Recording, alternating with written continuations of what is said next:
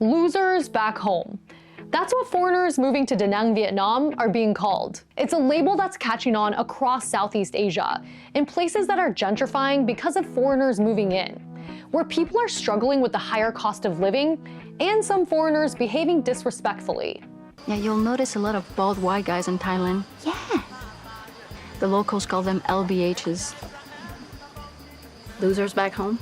And the phrase is catching like wildfire in Da Nang, which rose to fame in the last few years as the cheapest city in Southeast Asia, and has drawn a huge influx of foreign visitors for that reason. The phrase loser back home was explained in a comment on my previous YouTube video about Da Nang. Someone wrote, "In terms of expats, Vietnam has a way of drawing the lower end of society from Western countries. The locals call them losers back home. I mean, why would anyone that's successful in a developed first world country give up their career and move to a developing country?"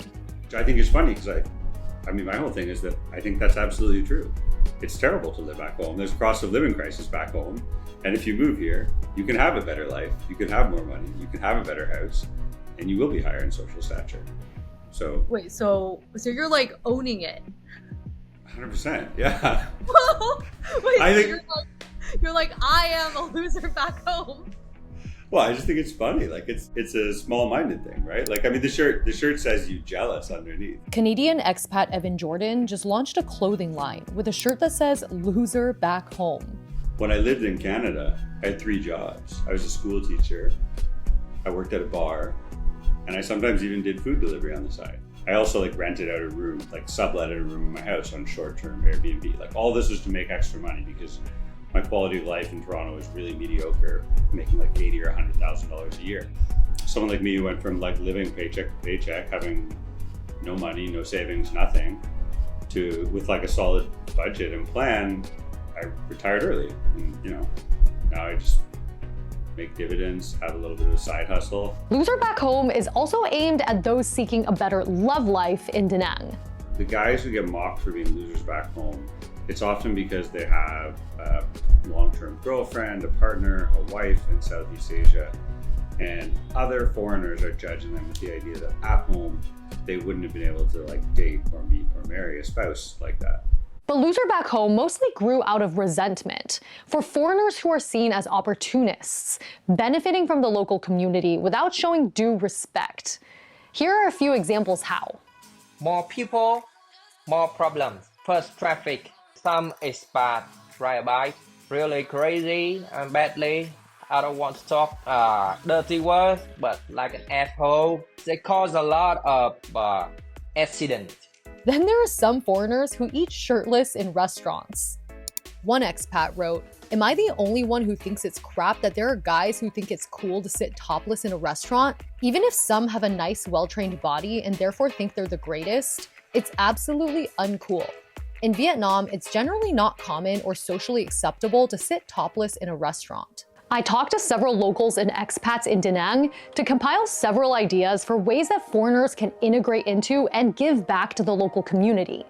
Here's how to not be just a loser back home. As a consumer, that could mean buying from locally owned businesses and maybe not bargaining down to the absolute cheapest that you can buy something for. As an entrepreneur, it could mean forming joint ventures with locals. I want the Western people, Expats community, gonna open up their business for Vietnamese people to join, to be partnership with them. Not many people want to be partner. Not many expats gonna reply my asking. The first thing you have to do is learn the language. I mean, if you want to be respectful of a culture and be immersed in a culture, you have to learn Tiếng Việt. For instance, the fellow I told you about, he regularly once a week sponsors an English exchange club for free. I would love to see more American citizens come here and actively seeking out ways to reach out to the victims of Agent Orange. There is Agent Orange, actually 2 of them here, Agent Orange daycare centers here in the Da Nang area, where you see some heartbreaking birth defects. Saving up your recycling, instead of just putting your recycling out for the regular trash pickup, but saving it for one of these older ladies who comes through the neighborhood and picks up every day, and maybe giving them a small tip. If you're in a neighborhood here and you give 1 million Vietnam dong, which is $40, to a local Feed the Poor movement, that's going to be more than any of your Vietnamese neighbors are able to give. There are some expats who get involved in beach cleanup in the Anthem Mike Beach area. If you have any other ideas, drop them in the comments below. If you like this video, you might enjoy my other video, breaking down the top 4 ways Da Nang now resembles notorious party island Bali, Indonesia, and whether or not that's a bad thing.